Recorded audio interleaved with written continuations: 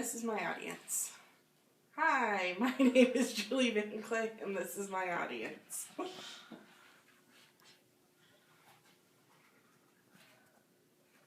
What is the most vexing thing about owning a car? Changing the oil, or oil maintenance. My name is Julie Van Clay, and today I'll be talking about how to change your oil so that you become a better consumer and able to talk to your mechanic. Throughout the years, I've helped my dad change oil on my cars and his cars, so I know about the steps. I'm not great at doing it, but I do know the steps. Today I'll specifically be talking about when to know it's time to change oil, the steps involved, or what to get for an oil change and the steps involved in it. The first way to know that it's time to change the oil is to check your owner's manual. You'll find a list of the mileage of when to change the oil, so keep a log. That way you know when it is time to change the oil. Also, you can always go to the auto parts store and ask a clerk, and they'll help you.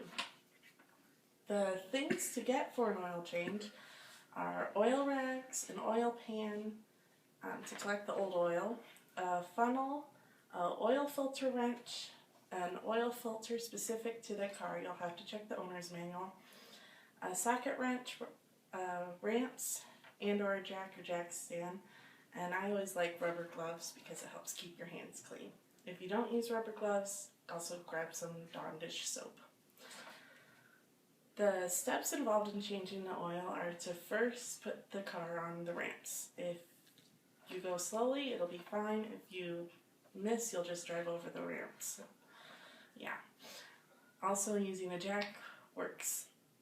You put it on the ramp so that you have room to work underneath the car and assemble all the materials.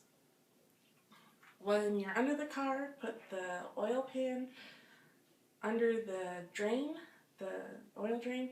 You'll find a little plug. You unscrew that and let the oil drain out.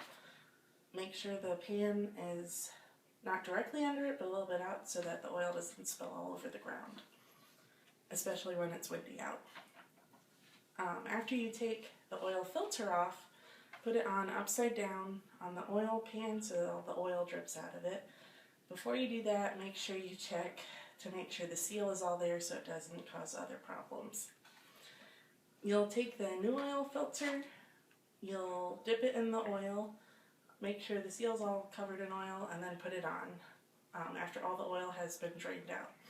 When there's no longer a steady stream, then it's time to put everything on. So then you'll put the new oil filter on.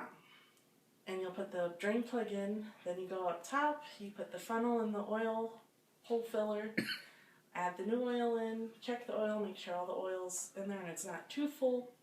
Do remember that you have to have oil in the oil filter, so that will take a little bit more oil. After that, take everything out from under the car, take the funnel out, put the oil plug filler back on, and close the lid of the hood, back the car off the ramps, and you're done.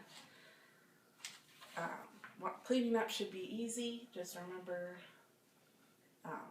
to keep the oil in the oil pan. In conclusion, always look at your owner's manual to check when it's time to change the oil.